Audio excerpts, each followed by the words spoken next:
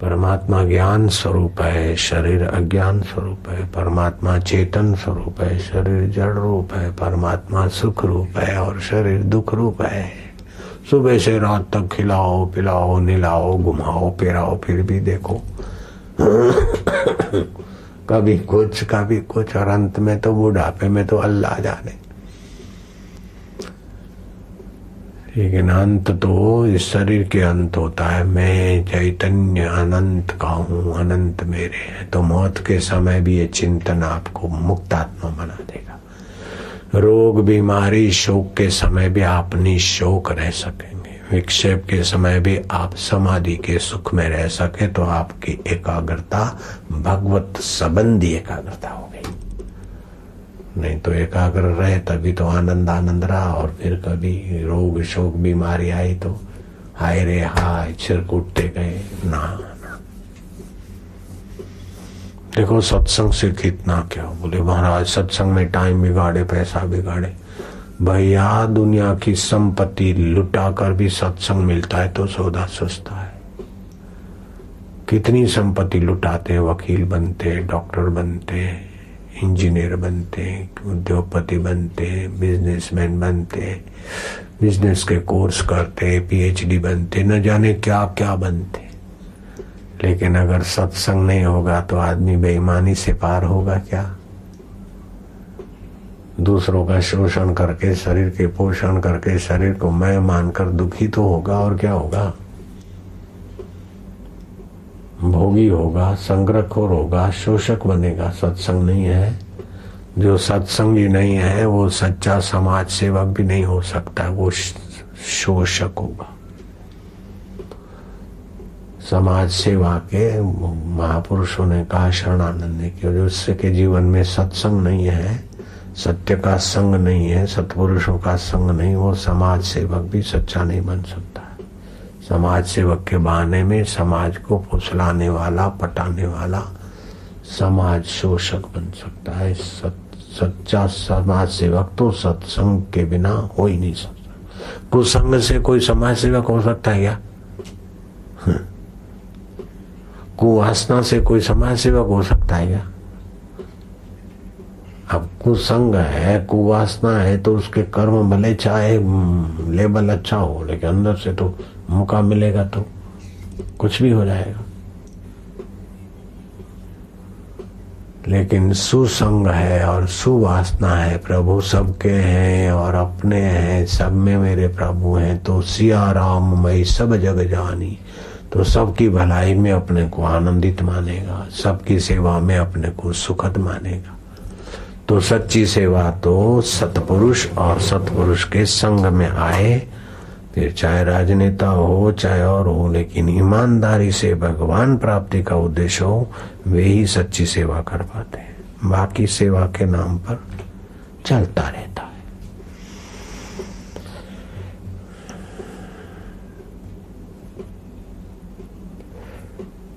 मन को मारो मत, मन को मिटाओ मत, मन को उत्तम चिंतन से भर दो, उत्तम संकल्प से भर दो, उत्तम आनंद से भर दो। न मारो न मिटाओ। मिटाने लगोगे तो तुम मन के साथ जुड़ोगे, मन का बल बढ़ जाएगा। मारोगे तभी भी उसका बल बढ़ जाएगा। लेकिन भगवत ज्ञान, भगवत ध्यान, शुभ संकल्प भर दो तो अपने आप मिटेगा मरेगा। ये युक्ति के बिना मुक्ति नहीं होती। इसीलिए तुलसीदास जी महाराज ने कहा, तन सुकाए पिंजर कियो, धरे रैन दिन ध्यान, तुलसी मिटे न वासना बिना विचारे ज्ञान। राजा दिलीप रघुकुल शिरोमणि राम राज्य में भगवान वशिष्ठ जी राम जी को सत्संग सुना रहे कि ना राम, इस वासना ने जीव को कितना भटकाया, इस वासना को ही त्यागो। भोग वासना, देह वासना, वासना मात्र जीव को तुच्छ बना देती है। निर्वासनिक तो जीव ब्रह्म है।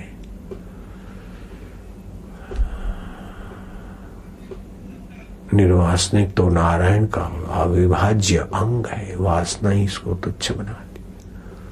ऐसा करके एक प्रसंग सुनाया कि तुम्हारे कुल में राजा दिलीप हो गए।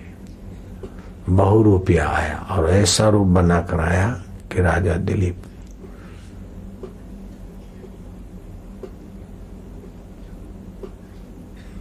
उसको महात्मा मानकर प्रणाम करने लगे और वो खड़खड़ाहट हंसा।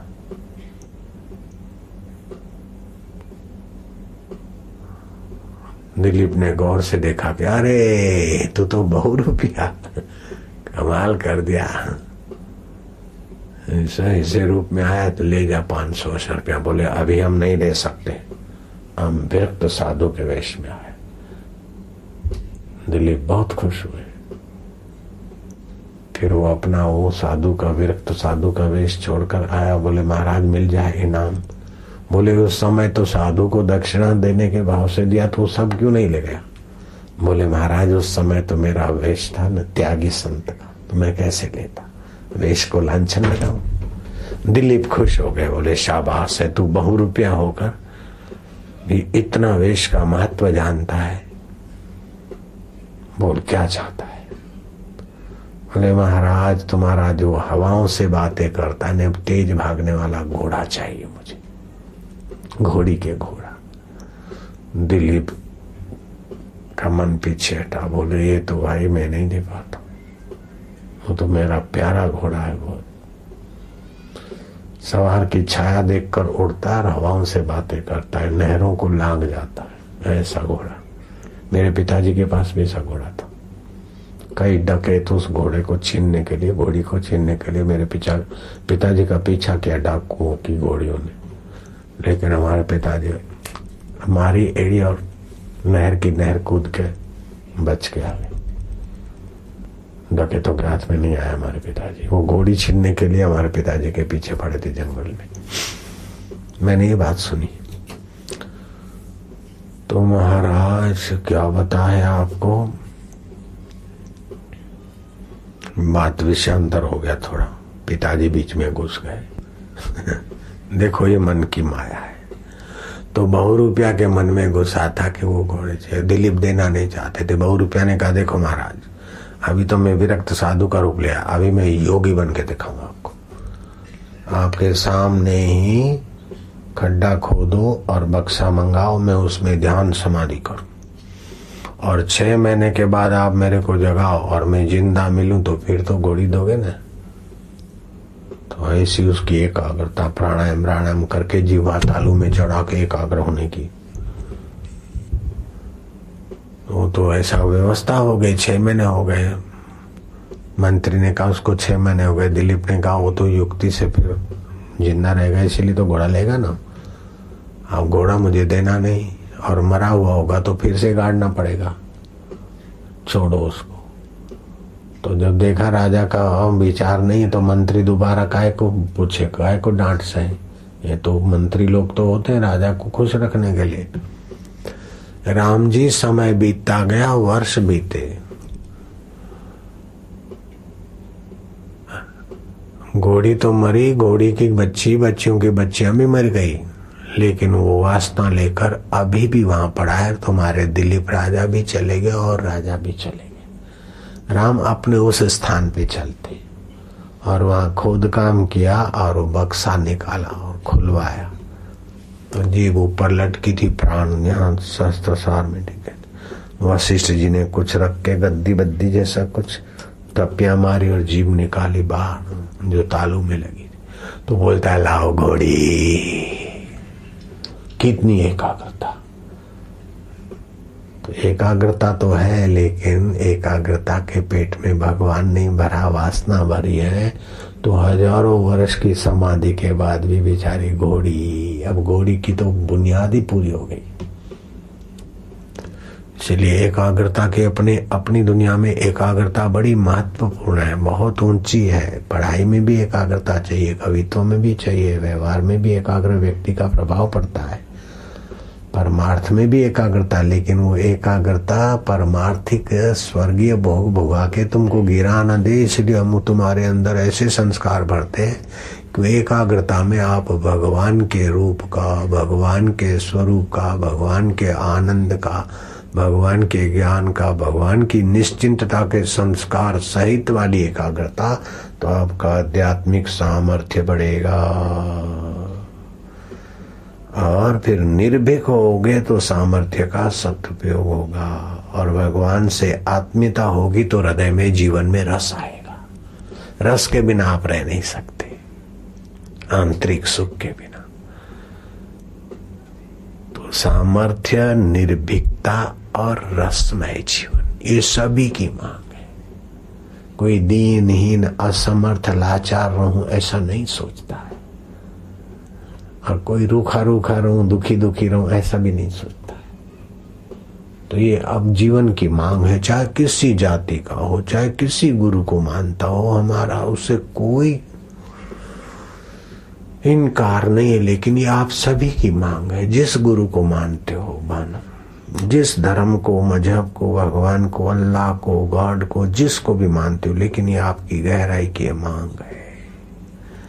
ये मांग का उपाय यही है कि आप निश्चिंत जीवन जीने का रास्ता ले लो, निर्भीक जीवन जीने का रास्ता ले लो, रसमय जीवन जीने का रास्ता ले लो।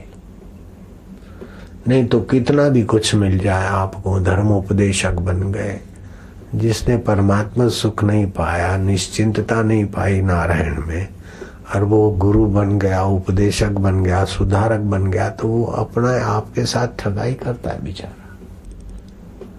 हाँ, मेरे को तो आज सुरेश ने बहुत ऊंची बात बताई, किसी शास्त्र की बताई। बोले किसी को कोई लुटेरा लूट ले, किसी को कोई गुंडे सब कुछ लूट के कहीं का ना रखे, फिर भी इतना घाटा नहीं। और लुटेरे लूट फाड़ करके इस रास्ते में उसका कपड़े भी छीन ले, यहाँ तक कि अंत में उसको मार भी डाले, फिर भी उस व्यक्ति का इतना घाटा नहीं होता। एक ही जन्म तो वो मरा, फिर दूसरा जन्म पाएगा। लेकिन जिसकी अज्ञानी लोग, ईश्वर में प्रीति नहीं, ईश्वर को पाया नहीं, और चेले बना लेते, यहाँ अपने डिसाइपल बना देते हैं, तो उनकी श्रद्धा लूट लेते हैं। जो भगवत प्राप्ति की योग्यता है, भगवत प्राप्ति की ललक है, वो उनकी लूट लेते हैं और अपने मत में, पंथ में, मजहब में केंद्रित कर देते। तो ऐसे लोगों से बेचारे भक्तों को बहुत हानि होती है। लुटेरे इतनी हानि नहीं पहुंचाते जितना ईश्वर की प्राप्ति बिना के लोग गुरु बनकर अथवा उपदेशक बनकर अथवा बड़े पुजारी बनकर या कुछ बनकर या फादर बनकर या सुधारक बनकर आपको अपने में केंद्रित करते, कुंठित करते हैं। वो आपका तो महाराज धन जागीर ले ले, फिर भी उतना नुकसान नहीं होता जितना ईश्वर की प्यास आपकी एक कोने में बांध देते। बस ये करो। तो मेरे को भी ऐसे बहुत मिले थे, लेकिन कोई भगवान की कृपा रही कि हम उनके चक्कर में नहीं आए। आप हमारे मजहब में आ जाओ, आप हमारे मत में आ जाओ, हमारे इसमें आ जाओ, भगवान की प्राप्ति होगी। तो मैं सोचता कि इनका मजहब, इनका मत, पंथ इतने 100-200 साल पहले था, नहीं था, 250 साल पहले, आज से 30 साल पहले की बात। तो क्या इसके पहले भगवान नहीं थे क्या? फिर कोई मत, कोई पंथ, वो बोले हमारे में आ जाओ, तो ये मत जो बांट दे, मती को अपने घेरे में डाल दे, वो मत पंथ है। मत पंथ कुछ हद तक ठीक है, लेकिन उन्हीं के दायरे में तो फिर आप सत्य उपासना में रुक जाओगे। सभी मत पंथों को धन्यवाद, थोड़ा बहुत जो लाभ लिया, हम भी ले लिए लाभ, लेकिन अंदर की प्यास ने फिर कहीं किसी कुंडाले में रहने नहीं दिया। ऐसे ऐसे जोगियों से, ऐसे ऐसे लोगों से मिले कि बाप तुमको ये मठ दे देंगे, तुमको ये कर देंगे। वहाँ हमारा भी व्यक्तित्व था प्रभु। फिर हम बोलते अच्छा महाराज, अब सुनते। फिर मैं उनको बोलता जरा आता हूँ। अब भी तक नहीं गया मैं वहां से, जान छुड़ा के। ऐसा भी करना पड़ा। हम जरा आते हैं सिटी मार के वहीं से भागे। हे भगवान, जिसको ईश्वर प्राप्ति हुआ वो तो हम उसकी चरण रज तो वंदन करने योग्य, और ईश्वर प्राप्ति नहीं हुई और वो हमको अपना चेला बनाना चाहे, अपने मत में अपने पंथ में लगा देना चाहे, तो इससे तो डकैत हमको छीन ले तो कम घाटा है हमारा। ये मेरे को सुरेश ने सुबह बात बताई, मेरे को बड़ी अच्छी लगी, जची।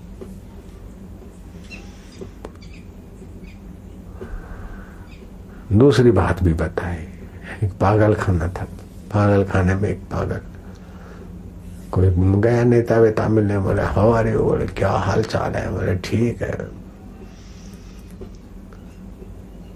ठीक है, क्या कर रहे हो? अरे बोले मेरे को तो भगवान ने भेजा था दुनिया का भला करने को, सुधारने के लिए, लेकिन इन बेवकूफ लोगों ने मेरे को पागल मानकर यही भर्ती कर दिया। आप बोलो, मेरे को तो दुनिया सुधारनी थी, लोगों को भगवान के रास्ते ले जाना था, लाखों शिष्य बनाने थे मुझे तो, लेकिन ये बेवकूफों ने मेरे को पागल मानकर पागल खाने में भर्ती कर दिया।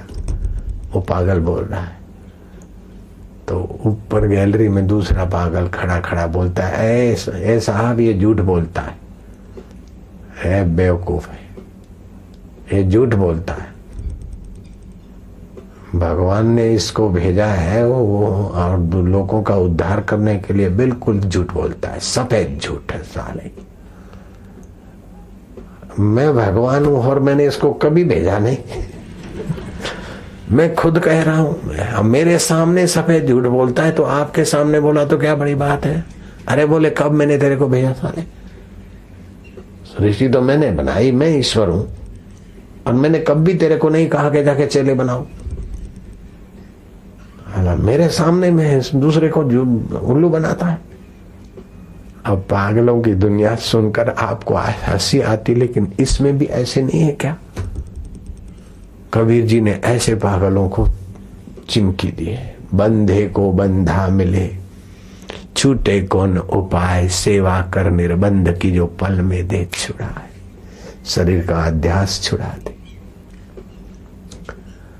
वृत्तियों के साथ तादात्म्य छुड़ा दे, सुख के साथ एकाकारता, दुख के साथ एकाकारता की बेवकूफी छुड़ा दे, और ईश्वर के साथ एकाग्रता का अमृत पिला दे उपदेश मात्र से। ऐसे कोई महापुरुष को खोज यार। मेरे गुरुजी भी बोला करते थे, बड़ा विनोद में बोलते थे, उनका किसी के प्रति वैर भाव नहीं रहता था। जब भगवान का किसी के प्रति वैर नहीं, तो भगवत प्राप्त महापुरुष का भी किसी से वैर नहीं, भगवान के 5 भूतों का भी किसी से वैर नहीं। गंगा जी में गाय पानी पिए तो भी वही शीतल, और हिंसक सिंह आकर पिए तो गंगा जी क्या वैर करेगी? पानी बदल देंगे नहीं। ऐसे पृथ्वी जल तेज भगवान की उपजाई हुई में भी राग द्वेष नहीं है। तो भगवान को पाए हुए महापुरुष के चित्त में राग द्वेष नहीं होता। लेकिन समाज को सावधान करने के लिए मेरे गुरुजी भी बड़ी चुटकी लेके बोलते थे, बोले गोपो विझी टोपो, गोपा पहन के टोपा विशेष बन के, गोपा पहन के टोपा खिसक के बैठा गद्दी पर, मैं भी गुरु, मैं भी गुरु, कन्या मन्या कुर्र, तुम मेरे चेले में तेरा गुर्र, दक्षिणा दर, तू चाहे तर चाहे मर। ऐसे लोग तो बहुत है, लेकिन कोई कोई महापुरुष जो हमें आत्म सुख में ले आते, आत्म की निश्चिंतता में ले आते, निर्भीकता में ले आते, आत्मा परमात्मा के रस में ले आते। ऐसे महापुरुषों को तुम प्रणाम करते। नम्रता भी मेरे गुरुदेव की ऐसी, दीनता को त्याग न रहे। तो काय को लाचार हो रहा है, ये मिले तो सुखी, वो मिले तो सुखी। अरे सब चीजें मिलती है, फिर हीरे मिल गए, जवाहरात मिल गए, वो भी छोड़कर सिराने पर, तो कुछ लिए बिना जब जाता है तो कितना तो सुखी रहता है। बोले इसके बिना नहीं चलेगा, इसके बिना नहीं चलेगा, ये भ्रम है। सबके त्यागे बिना नहीं चलता है। रोज सबका त्याग करते तब दूसरे दिन व्यवहार करने के काबिल होते हो। नींद में क्या करते हो? धन को रखते हो साथ में चिंतन में, रूप को, लावण्य को, किसी को साथ में नहीं रखते। यहां तक कि मैं फलाना हूं ये भी छोड़ना पड़ता है। तब आप नींद में हो जाते, अनजाने में निश्चिंत। अब तुम ध्यान में निश्चिंत हो गए तो बुद्धि में भगवत बल बढ़ जाएगा। नींद में थकान मिटती है, थोड़ी सी शांति सी ऐसा सुख मिलता है, नींद का तमस। लेकिन ध्यान के द्वारा, भगवत चिंतन के द्वारा शुद्ध सात्विक भगवत सुख मिलता है। उसमें मौन बड़ी सहायता करता है। सहज जीवन, सुखमय जीवन। ओम नमो भगवते वासुदेवाय। ओम नमो भगवते वासुदेवाय।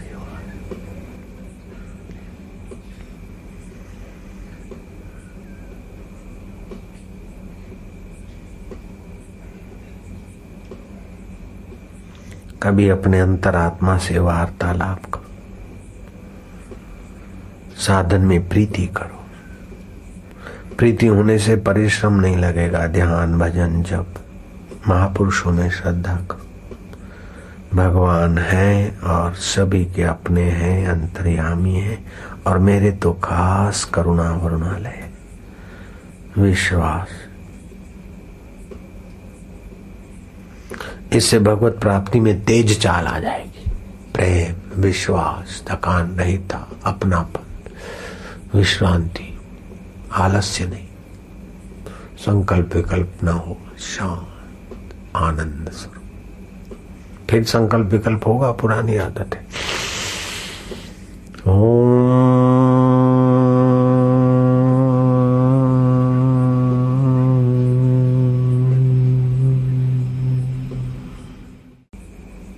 सुख रूपा, साक्षी रूपा, माधुर्य रूपा।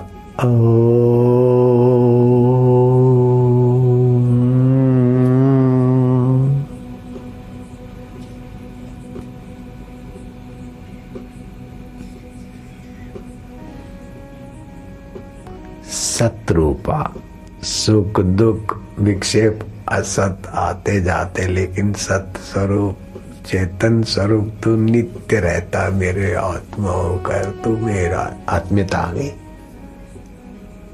इतना सरल उपाय महाराज, उपनिषदों में, शास्त्रों में, महापुरुषों के वचनों में इतना लाभ होता है कि मन माना हम खपे जा रहे हैं। वकील बनकर, डॉक्टर बनकर, इंजीनियर बनकर, उद्योगपति बनकर बेचारे सुख के लिए खपे जा रहे हैं और सुख टिकता नहीं।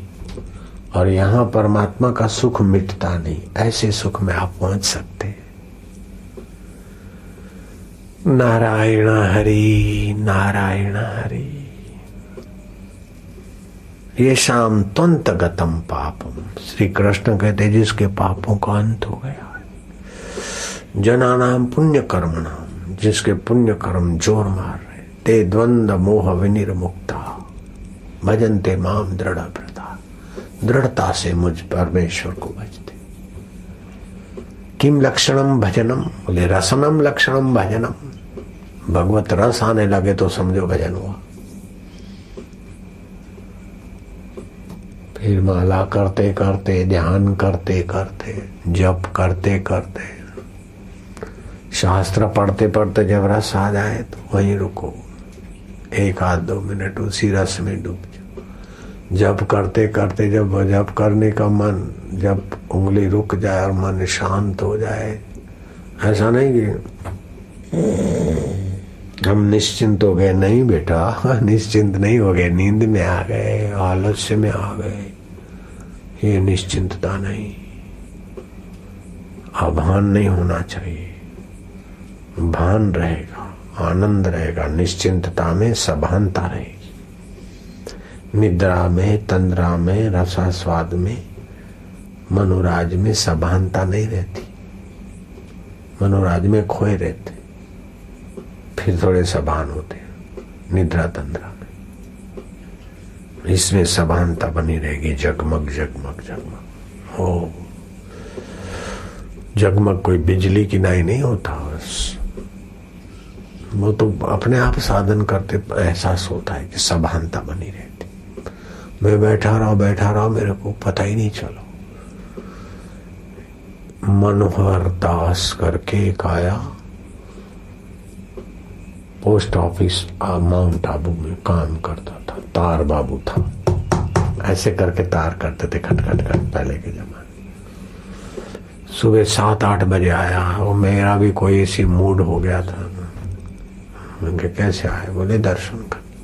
मैं क्या तो बैठ जाओ ध्यान में। अब वो अंडे खाता था, आमलेट तो पीता था कि नहीं। आ गई मौज में, क्या बैठ जाओ। और सचमुच में वो बैठ गया। तो मेरे को लगा कि तो इसका तो अच्छा ध्यान लग गया। तो हमारे मन में खुशी हुई, अच्छा ध्यान। वो समय एकदम किसी से मिलते नहीं थे ना, गुफा में हम रहते थे। और कभी कोई मिल गया तो फिर चलो भाई इसको भी जरा मजा में। मैं आपको सच बताता हूँ, बैठा रहा सुबह 7-8 बजे का प्रभात को हम घूमने जाते, उस बहाने दर्शन कर। 10 बज गए, 11 बज गए, मेरे को आई इसको तो नौकरी जाना है, अभी नहीं उठता है, चलो देखे कितनी देर बैठता है। वो शाम के 5:30 बज गए, 5:30 के 6 के 5 के आसपास का समय तो हो ही गया था। पक्की घड़ी नहीं देखी थी, लेकिन सूर्य ढल रहा था, मतलब थोड़ी सी हल्की सी धूप थी। 5, 5:30, 6 कैसे बजे होंगे। फिर मेरे को जगाना पड़ा। तो उसने घड़ी देखी, शाम के 6।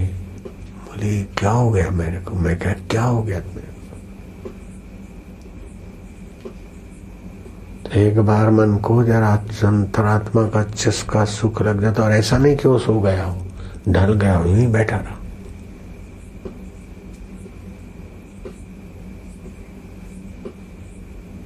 कैसी मन की ताकत। अंडा खाने वाला आदमी, पक्की बात है, मेरे को पक्का पता है। वो तार बाबू था, मनोहर दास उसका नाम था, और अंडा आमलेट खाता, ये उसके समाचार थे। लेकिन कोई सज्जनता रही होगी और वो वातावरण था कोई। तुम भी देखो, 1-2 घंटा बीत गया तो कैसे बैठे हो? इतनी भीड़ में 2 घंटे 3 घंटे कोई आदमी जाए नहीं, और अभी ध्यान भी नहीं कर रहे। तो मन को स्वाद आ रहा है तो समय का पता नहीं चलता।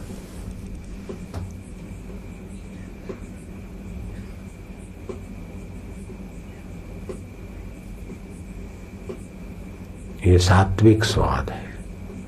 समाज में भी स्वाद आता है। पति पत्नी शादी करके आते तो उनकी भी गुप्तगो में, काम लीलाओं में समय की मर्यादा नहीं रहती होगी, लेकिन वो पतन का रास्ता है और ये उत्थान का रास्ता है। वहां शक्ति का ह्रास होता है, सत्व का ह्रास होता है, बल बुद्धि तेज तंदुरुस्ती का ह्रास होता है, और यहाँ विकास होता है। नारायण हरि नारायण हरि।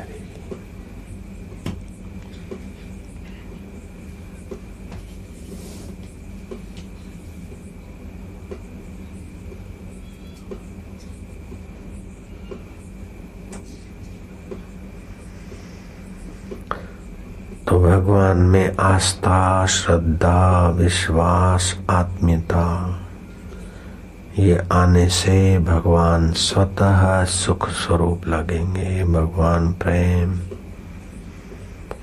प्रकट करने में आसानी हो जाएगी। भगवत भाव से, भगवत सेवा से।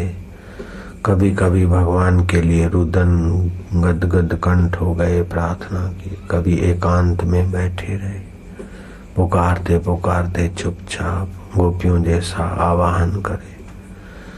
शबरी की नाई प्रतीक्षा भी करेंगे कि भगवान आज नहीं तो कल, अभी नहीं तो फिर कभी, तुम तो मिलोगे मिलोगे मिलोगे।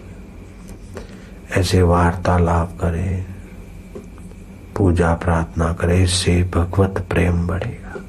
और भगवत प्रेम बढ़ा तो मन भगवान में लगेगा तो निश्चिंतता आएगी। जगत की चीजों की आसक्ति नहीं है, अपनापन नहीं है शरीर में, मैं और संसार में मेरा, तो निर्भीकता भी आएगा। आत्मा अमर है तो कौन मार सकता है? महाप्रलय भी मुझे नहीं मार सकते तो इधर क्या हो जाएगा? निर्भयता भी आएगी, और ईश्वर के साथ आत्मीयता है तो प्रेम रस भी आएगा।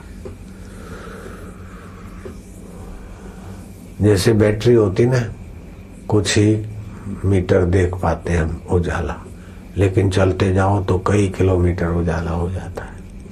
ऐसे ही थोड़ा से प्रकाश में आप चलना शुरू करो, प्रकाश होता ही जाएगा, रास्ता तय होता जाएगा। सत्संग बहुत जरूरी है।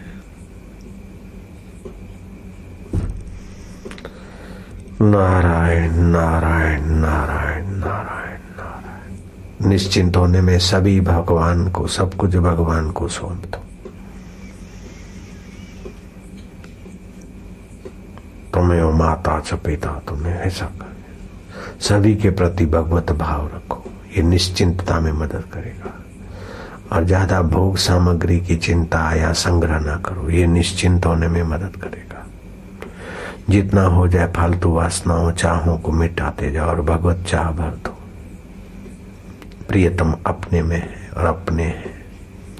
किसी को बुरा ना मानो, किसी का बुरा ना सोचो, किसी का बुरा ना चाहो, किसी का बुरा ना करो, तो हृदय की मलिनता मिटने लगेगी। और स्वच्छ हृदय तो निश्चिंत होने में सहायक है। नारायण नारायण नारायण नारायण। ऐसे ऐसे लोग आते हैं कि देख के आश्चर्य होता है। 5-6 दिन पहले एक आदमी आया जो सूरत में, उसने तो खूब विरोध करवाया, अखबारों में छपवाया, समाज का लीडर था। और मेरे को बोले, फिर दूसरे ने बताया कि अब तो इसको बड़ा ही कुदरती कोप हो रहा है। एक बेटा जेल में, दूसरा जेल में जाने वाला है।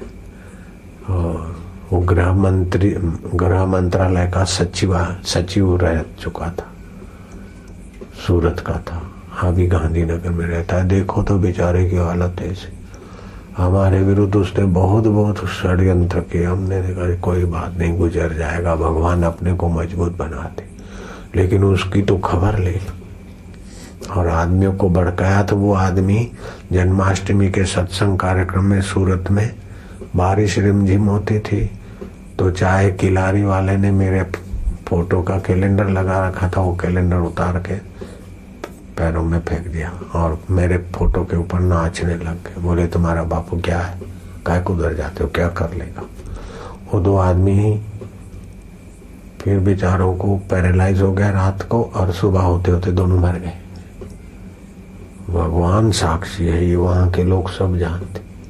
अब मैंने कुछ नहीं करा, लेकिन कैसा है, हम उसमें निश्चिंत होते हैं तो वो हमारा चित्र का अनादर करने वालों को भी खबर दिला दिया। और उनका कोई षड्यंत्र था, बड़ा कुछ हमला बोलने का, धावा बोलने का, वो सब डर के मारे भाग गए। सत्संग में विक्षेप करने का था, सब ठीक हो गया। आप ईमानदारी से ईश्वर में लग जाओ, बाकी का तो कुछ भी आने वाली है मुसीबत, हवा हो जाती। एक बार बुद्ध भगवान बैठे थे अपने निश्चिंत आत्म शांति, भिक्षुक आगे पीछे बैठे थे। बात करते करते ध्यान मग्न हो गएंगे, जो भी हुआ होगा। बिल्कुल पक्की बात बता रहा हूं, ये प्रमाणभूत बात है। पहाड़ से कोई चट्टान लुढ़की और धड़ धड़, तो आस पास के भिक्षुक तो भाग गए। और चट्टान जिसी से टकराती, उस चट्टान की भी हालत बुरी होती, लेकिन वो सीधी चट्टान बुद्ध पर आ रही ऐसा लगा। सब चिंतित हो के बनते को, लेकिन बुद्ध निश्चिंत थे। तो वो चट्टान किसी दूसरी चट्टान से टकराई और 2 टुकड़े हुए, और बुद्ध के एक दाएं निकल गई, दूसरी बाएं निकल गई, और बुद्ध ज्यों के त्यों निश्चिंत समाधि में बैठे। फिर भी इस चट्टान के टकराव से एक छोटा सा कंकड़ी बुद्ध के पैर के अंगूठे को लगे, जरा सी। बुद्ध ध्यान से उठे, भिक्षुकों को कहा कि मेरे सम्यक ध्यान में यह कमी होगी, इसलिए तिनका लगा, नहीं तो हम सम्यक निश्चिंत ध्यान नारायण में होते। नारायण शब्द मैंने मिलाया, सम्यक ध्यान की कमी के कारण ये तिनका लगा, नहीं तो आप सम्यक ध्यान में हो तो प्रकृति के प्रकोप भी चले जाते।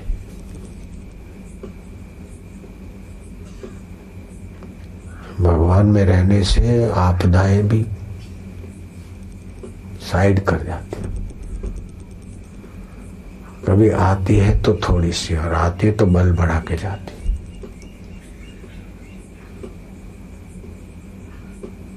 लेकिन आपदाएं ना आए, आपदाएं बल बढ़ाए, इसलिए भगवान का भजन करते तो ये छोटा फायदा होगा। लेकिन भगवान ही भजन के योग्य है, और भगवान के भजन के बिना कभी कोई पूर्ण सुखी नहीं हो सकता है। भगवान सुख स्वरूप है, ज्ञान स्वरूप है, आनंद स्वरूप है। भगवान का भजन करने में कितना भी दुख मिले तो वो भी तितिक्षा और तपस्या है। बस चाहे तू कुछ भी दे दे, तू भेजता है दुख तो ठीक है, प्रसाद है महाराज। ऐसे करते करते तो आपके लिए दुखद प्रारब्ध भी दुख नहीं देगा, दुखद घटनाएं भी अंतःकरण को दुख नहीं देगी। नारायण नारायण नारायण नारायण। बेटा मर गया, दुखद घटना है, और गौरांग का कीर्तन चल रहा है, और वो ब्राह्मण कहता है पत्नी को कि तू जाने में जाने, अभी सत्संग चल रहा, कीर्तन चल रहा। सत्संग कीर्तन पूरा हुआ, गौरांग ने पूछा कि तुम्हारा बेटा कहाँ है? बोले मेरा बेटा नहीं था, जिसका था वो ले गए। कौन ले गए?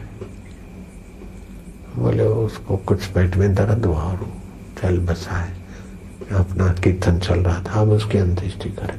बोलो दुखद घटना है और दुख नहीं हुआ।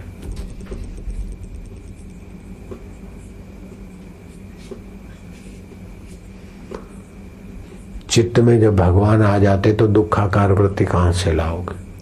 संसार की लोलुपता कहां से लाओगे? मन में संसार नहीं आता, मन संसार में नहीं जाता भाई मेरे। चित्त की वृत्तियों पर मन सवार होकर दौड़ता है। इसलिए योगस चित्त वृत्ति निरोध। योग का मतलब है आपकी चित्त की वृत्ति निरुद्ध हो जाए। इससे आपको सामर्थ्य तो आएगा, लेकिन वो चित्त की वृत्ति चित्त में जब भगवान नहीं आएंगे तो फिर वो सामर्थ्य से कुछ भी भोग भगा के फिर ठुस हो जाएंगे। इसलिए हमारी ये सलाह है, प्रार्थना है कि इसमें भगवान के ज्ञान को, आनंद को, तत्व को भर लो। उपनिषदों में भगवान का वर्णन है, भगवान ऐसे हैं, ऐसे हैं।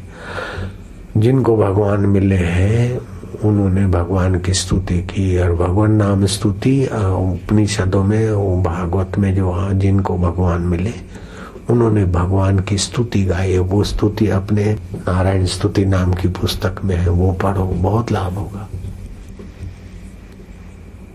उससे मन में भगवान, चित्त में भगवान भरने में बड़ी सुविधा होगी। भगवान नाम महिमा और भगवत स्तुति दोनों पुस्तक पढ़ने से आपके चित्त में भगवान बैठ ही जाएंगे बिल्कुल। अब मेरे को आई बात याद,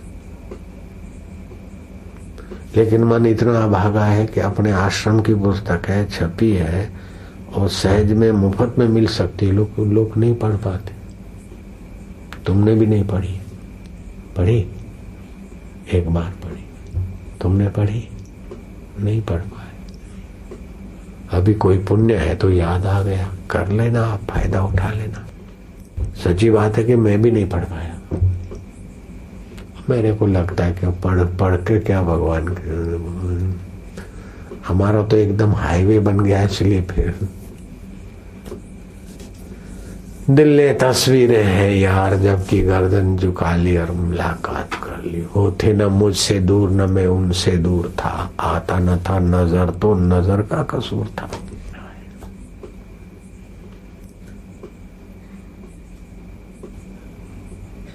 न मैं अपने गुरु का वर्णन कर पाता हूँ और न भगवान का कोई पुस्तक पढ़ पाता हूँ।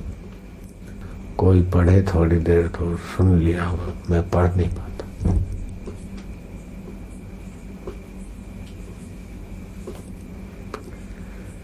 नारायण नारायण नारायण नारायण नारायण नारायण।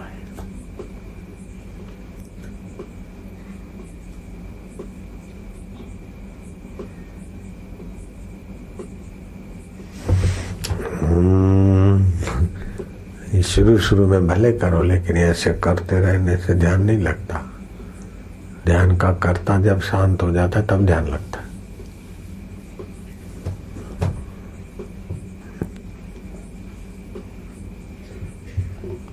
ये सहज में एकाग्रता है और सहज में भगवत भाव भर रहा है चित्त में।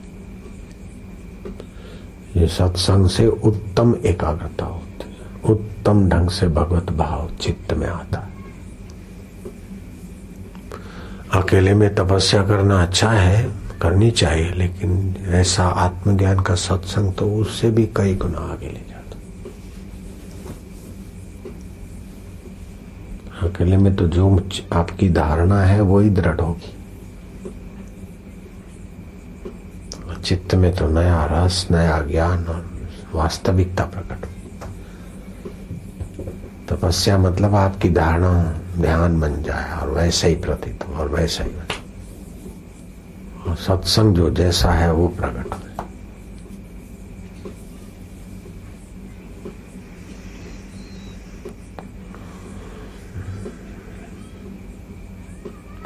और सच्ची पूछो तो भगवत ध्यान तभी लगता है जब भगवान का अनुग्रह होता है।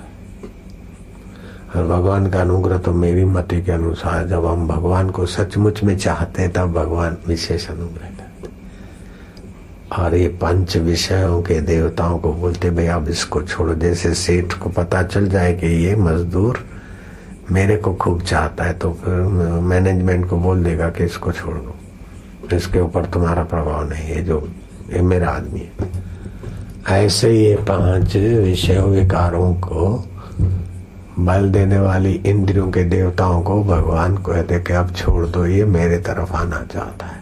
तो फिर आपको भोगने की, सूंघने की, मिलने की वासना शांत हो गई तो समझो भगवान ने पकड़ लिया हाथ, चल भैया मेरे साथ।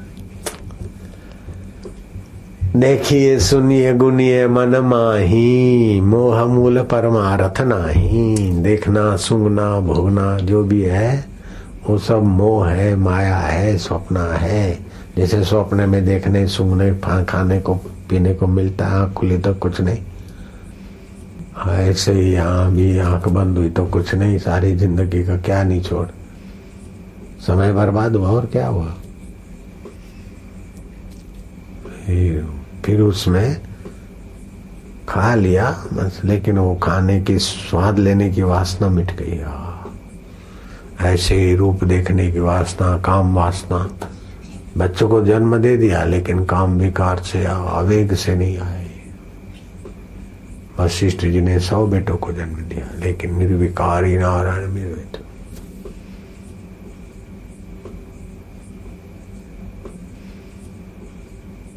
अभी तो काम के वेग में बेटों को तो जन्म देना नहीं है, ऐसे ही अपनी शक्ति का आरास। एक संत बोलते थे, राम सुखदास जी बोले, वो किसान कैसा हो जो खेड़े और बीजारोपण न करे। ऐसे ही लोग संसार व्यवहार करे और गर्भाधान नहीं करते। संतान प्राप्ति के लिए, गर्भाधान के लिए संसार व्यवहार होता है। भूमि खेड़े और बीजारोपण नहीं करे तो मूर्ख हुआ किसान। ऐसे संभोग करे और संतान नहीं चाहिए तो तुम मूर्खता में शक्ति का ह्रास ही तो कर रहे। हाँ?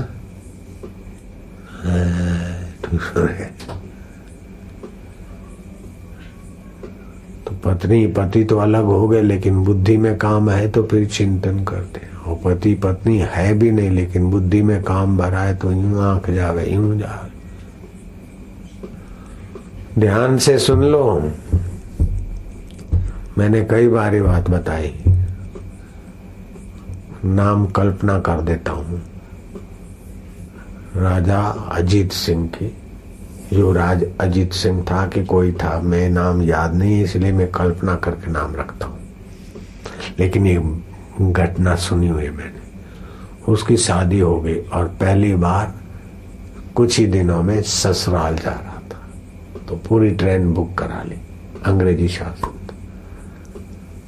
तो दुल्हा अपनी दुल्हन को मायके ले जा रहा था, तो अपने रिश्तेदार और कोई मंत्री और मंत्री के परिवार वाले जो नजदीक के थे, क्लोज थे, उन लोगों को भी ट्रेन पूरी बुक किया था, अपने आदमी भरे।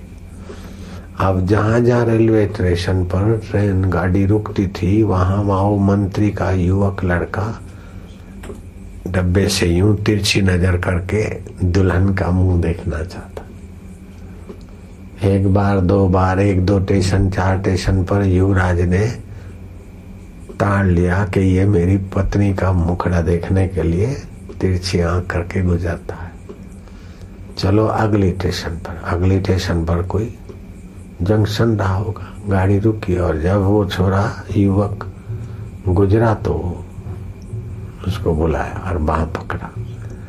और वो जमाने में लाडी घूंघट निकाल के बैठती थी, अपनी पत्नी को बोला कि घूंघट ऊंचो कर, और मंत्री के छोरों को बोला देख ले, जी भर के तू देख ले। अरे हरामखोर, मेरे साथ इतना दिन रही, मेरे को सुख नहीं हुआ तो तेरे को टेढ़ी आंख करके क्या दे देगी?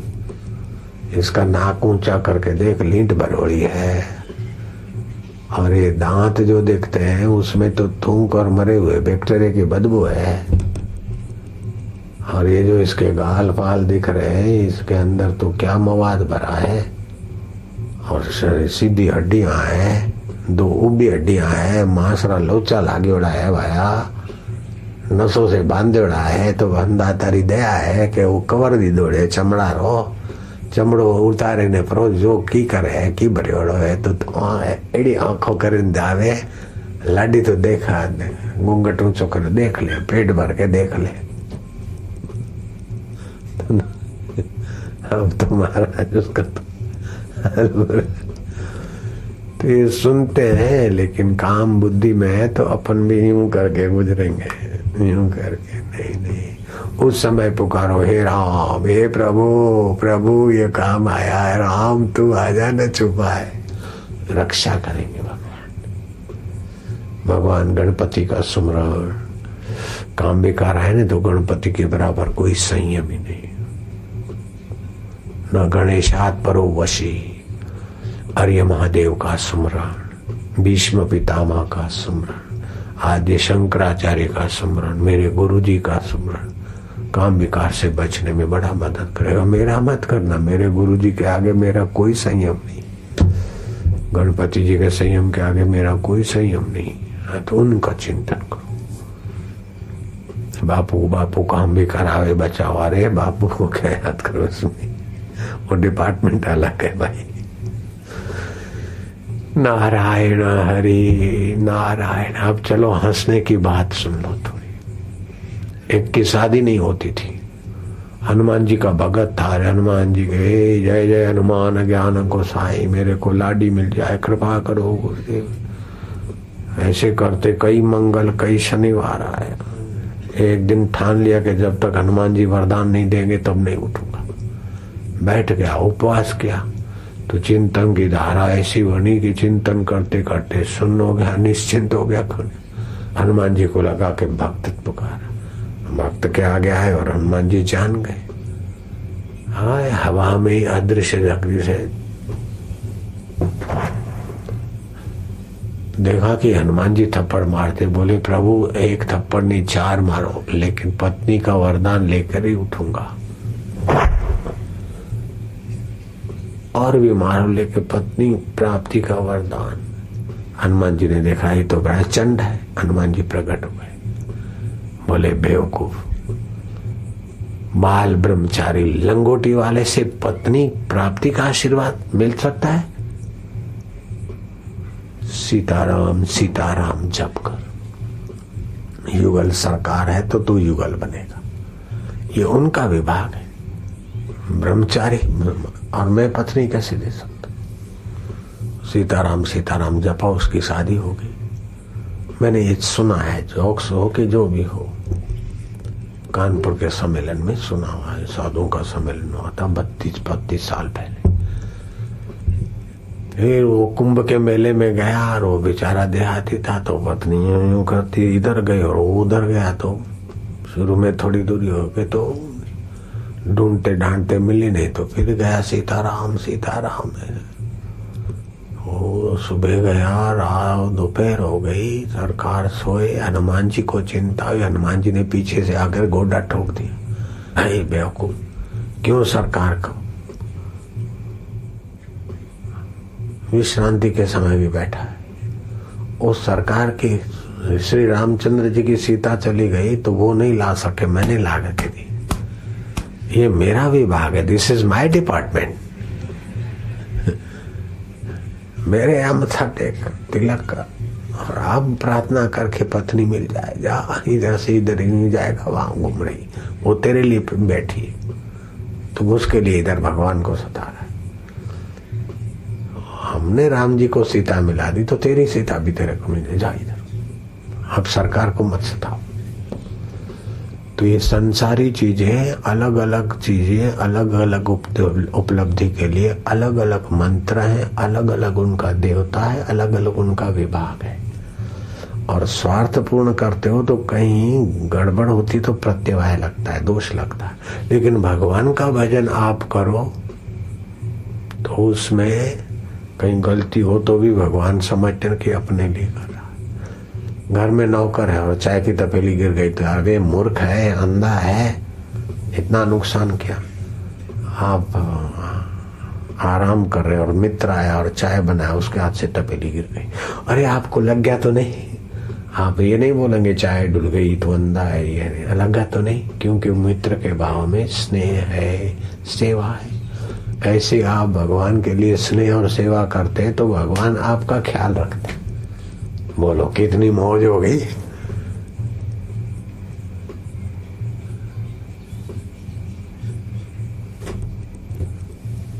आप भगवान के लिए प्रीति पूर्वक भजन करें तो आप भूखे न रह जाएं, भगवान ख्याल करते।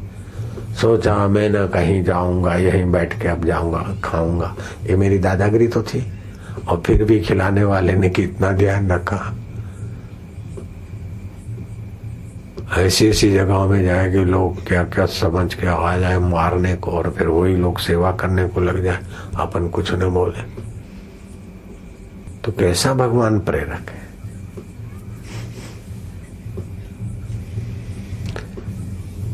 जो भगवान के स्वभाव को एक बार जान लेने तो भगवान के भजन के बिना वो रह नहीं सकता। उमा राम स्वभाव जय जाना, तजी भजन, भजन छोड़कर और कोई और उपाय नहीं करेगा। भगवान का इतना दयालु प्रेमी सुखमय स्वभाव जानकर फिर भगवान की भक्ति सत्संग के बिना, हम भगवत प्रीति के बिना रह नहीं सकते। चाहे कितना भी वाहवाही सुविधा सब मिल जाए, लेकिन सब फीके, छोड़ो, एकांत में जाने दो। लोग बेचारे क्या क्या करने को तैयार है, बापूजी के लिए ये कर दे, वो कर दे, ये कर दे, वो कर दे। नहीं बाबा, अब हमको हमारे यार में रहने दो। एक से एक सुविधा करने को तैयार है। जो हम अपने मन में चाहें वो हमारे साधक भक्त एक सुख सुविधाएं करने को हाजिर होते हैं। लेकिन हमको इन चीजों की जरूरत नहीं। हमारा तो ये तकिया भी कंतान का है तो अच्छा लगता है, इन्होंने फैशन करके कंतान पर भरत कर दिया, नहीं तो मुझे इनसे क्या लेना था। मुझे तो अपने आप में तृप्ति है। नारायण बखमल का लगाया था, मैं क्या नहीं कंतान का लगा दो कवर। कंतान का कवर तो कंतान का, फिर भरत कर दिया। चलो अब ये नहीं चाहिए, यही चाहिए, आग्रह भी हमको लगता है। नवग्रह से 10वां आग्रह भी बड़ा खतरनाक है। चलो आवाज हो गया, चल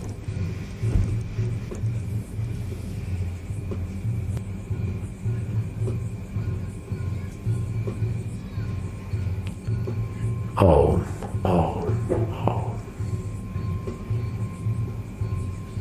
अच्छा तुम जरा पढ़ लो वशिष्ठ भगवान क्या कहते।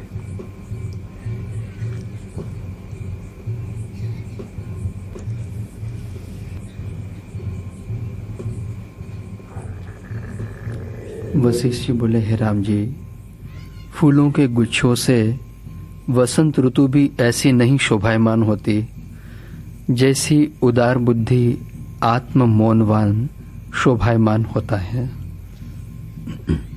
हिमालय पर्वत में प्राप्त हुआ भी ऐसा शीतल नहीं होता है जैसा निर्वासनिक पुरुष का मन शीतल हो जाता है। मोतियों की माला से और केले के वन को प्राप्त हुआ भी ऐसा सुख नहीं पाता है, और चंदनों के पान करने वाला भी ऐसा शीतल नहीं होता है जैसा शीतल निर्वासनिक का मन हो जाता है। और चंद्रमा के स्पर्श से भी ऐसा शीतल नहीं होता है जैसा निर्वासनिक पुरुष शीतल होता है। बस जगत से सुख लेने की वासना मिटते ही चित्त शीतल हो जाता है भगवान की शांति, भगवान के सुख में निश्चिंत शीतल। सोने की खाट, रेशम की नवार हो, फूलों की शया हो, चांदनी रात हो, अप्सरा आकर कंठ लगे, फिर भी इतना सुख नहीं मिलता जो निर्वासनिक के चित्त में शुद्ध सुख होता। उसमें तो विकार और थकान, इसमें तो निर्विकार और नारायण। हाँ जी, हे राम जी, ऐसा भगवान ब्रह्मा इस सुख में, जहां हम तुमको ले जाते वो ब्रह्मा जी उस सुख में, विष्णु जी उस सुख में, शिव जी उस सुख में समाहित रहते। हम आपको वहां ले जाना चाहते। जो ब्रह्मा विष्णु महेश जिसमें मग्न रहते हैं, हम आपको वहां ले जाना चाहते। सूंघ के मजा नहीं, देख के मजा नहीं, पकड़ के मजा नहीं, छोड़ के मजा नहीं, अपने आप। फिर वो सुख ध्यान के समय, ज्ञान के समय तो रहे, व्यवहार में भी बना रहे, चमचम चमकता। यही परम उपलब्धि है, यही पराकाष्ठा है।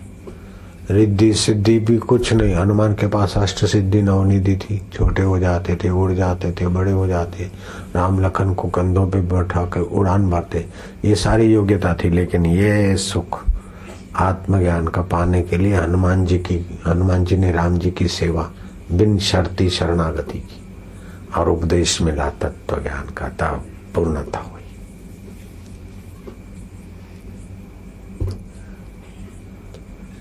वेदांत उपासना ग्रंथ नहीं है, वेदांत धर्म ग्रंथ है। वेदांत अज्ञान को मिटाता है। जिस अज्ञान से सारे अनर्थ होते उसको मिटाकर किनारे कर देता है, अपने आप का ज्ञान दे देता है। बस हनुमान जी को राम जी ने ज्ञान दिया, सीता जी ने राम जी ने, हनुमान जी पूर्ण हो गए।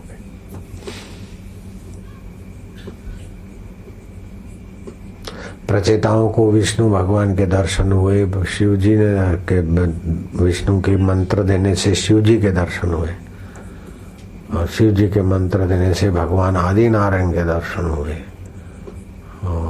पहले किसी संत के दर्शन से शिव जी के दर्शन हुए, और शिव जी ने फिर नारायण स्तवन दिया था, नारायण के दर्शन हुए। नारायण ने कहा वरदान मांगो, बोले अपनी मन की चाही करने से तो चाही बढ़ती है, हमारा जिसमें मंगल हो आप वही दीजिए। तो भगवान ने कहा अच्छा जाओ, तुमको देवऋषि नारद मिलेंगे। देवऋषि नारद मिले और तत्व ज्ञान का उपदेश दिया, तब सनकादि ऋषियों को पूर्णता का सुख मिला। भगवान ब्रह्म शिव जी मिल जाए, विष्णु मिल जाए, फिर भी तत्व ज्ञानी गुरु का उपदेश किया। ये ऐसी ऊंची स्थिति।